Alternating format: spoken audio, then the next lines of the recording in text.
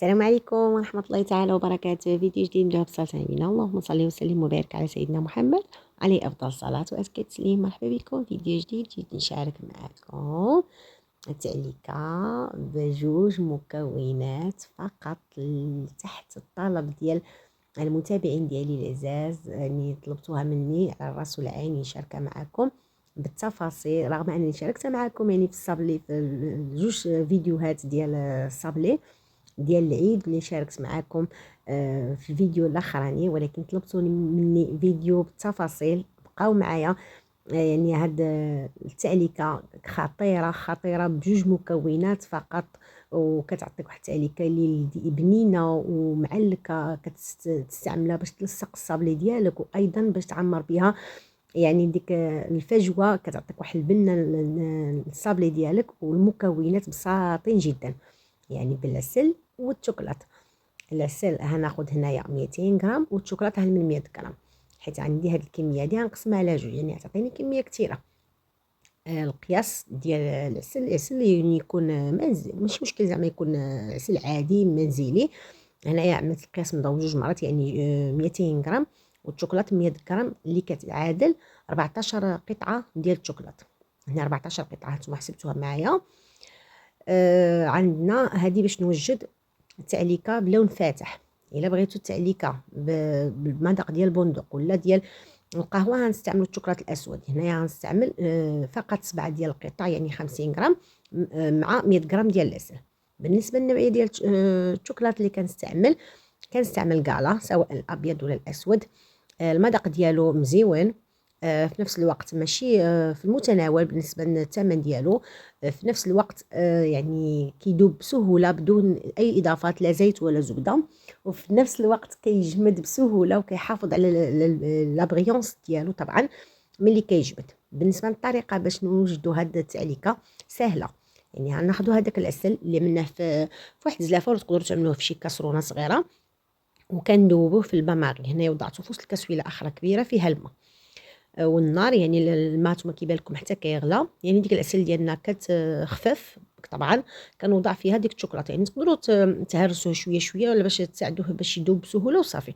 كنطفي على النار يعني، وكنبقى نحرك الشوكولاط ديالي بلا ما نخليه على النار. يعني هو غير في ديك السخانه ديال العسل كيذوب صافي. هنا كانت الزلافه باقا سخونه شويه. المهم بقيت كنحرك مزيان حتى تجانسوا ديك جوج عناصر. هانتوما كتشوفوا ها هي التعليكه ديالكم واجده. هنا على حسب المذاق اللي عندكم ديال العسل. الا كان عندكم العسل فيه المذاق ديجا ديال الباديان ولا ديال القرفه، ولا المهم عندكم منسم ديك العسل كافي، يعني تقدروا تستعملوه باش تلصقوا الصابلي ديالكم طبعا. يعني المذاق ديالو كيجي مزيون. انا هنايا فضلت انني نعمل جوج ديال النكهات في الزلافه. الاولى عملت النكهه ديال الفخومبواز او التوت. تقدروا نتوما تعوضوه بالفراوله او النكهه ديال التوتي فروت، الا بغيتو تحصلوا على نفس اللون، يعني الوردي ولا الاحمر. هنا بالنسبه لهذا الجزء اللي خليت في هذه الزلافه، وضعت فيها شويه ديال النكهه ديال الناطا. تقدروا تعوضوها بالنكهه ديال الكراميل ولا ديال النوغا، هيبقى نفس اللون، ولكن المذاق كيعطي واحد المذاق يعني على حسب الذوق ديالكم نتوما. هنا غنبقى نحرك طبعا هاد لاغوم ولا النكهه مزيان مع هاد جوج مكونات باش يتجانسوا. وها هو يعني التعليكه ديالكم واجده. هنا بالنسبه لهذا ديال الشوكولاط اسود، 7 ديال القطع ما يعادل 50 غرام، ذوبتها في 100 غرام ديال العسل كيف ما قلت لكم، يعني نفس الطريقه سخنته في الباماغي. وها هو عندي واجد. هذه بقى خفيفه حيت بقى سخونه، بدات تبرد كل ما بردت كل ما تهلك. هذه لاغوم ديال البندق، بغيتو تعملوا في بلاصه البندق لاغوم ديال القهوه حتى هي مزيانه، بلاصه الذوق لا تناقش. وهادو كيعملوها 5 دراهم. الا بغيتو هادو ب5 دراهم. الا بغيتو قرعه كبيره ديال لترو كتبان ديك 200 درهم ولا 220. كيف ما شرحت لكم في هذا المقطع، يعني لاغوم لا بغيتو تشريوها بديك الطويصات صغيورين كتعمل ب5 دراهم. الناس اللي كيعملوا الصابلي بزاف بكميه كثيره، ولا اصحاب الحلويات اللي كيعملوا حلويات طلبيات، تقدروا تاخذوا القرعه كبيره ديال لترو كتعمل اما 200 220 درهم على حسب البلاصه من هذه تشريوها. وصافي هي التعليكه ديالكم واجده. هنا عملت 3 ديال النكهات، الناتا، الفرامبواز، ديال البندق، باش نزين الحلويات ديال العيد ديالي. بالنسبة التكميلة ديال التزيين كتبقى من الاختيار ديالكم. يعني هاد التعليكة هادي كتحتاج باش كنعمروا بها هاد الحفيره اللي كتكون عندنا في الحلويات. سينو نقدروا ايضا نستعملوها باش كنلصقوا بها الصابلي اللي كيكون رقيق، اللي كيكون جوج فوق بعضياتهم، اولا بحال الحلوه ديال التوأم اللي ولفنا كنشدوها بالكونفيتور ولا مربى ديال الحلويات. يعني كتصلح هاد التعليكه هادي باش نشدوا بها الصابلي ايضا. يعني منا كنلصقوا بها الصابلي، منا كنخليوها في ديك الحفيره كتبان.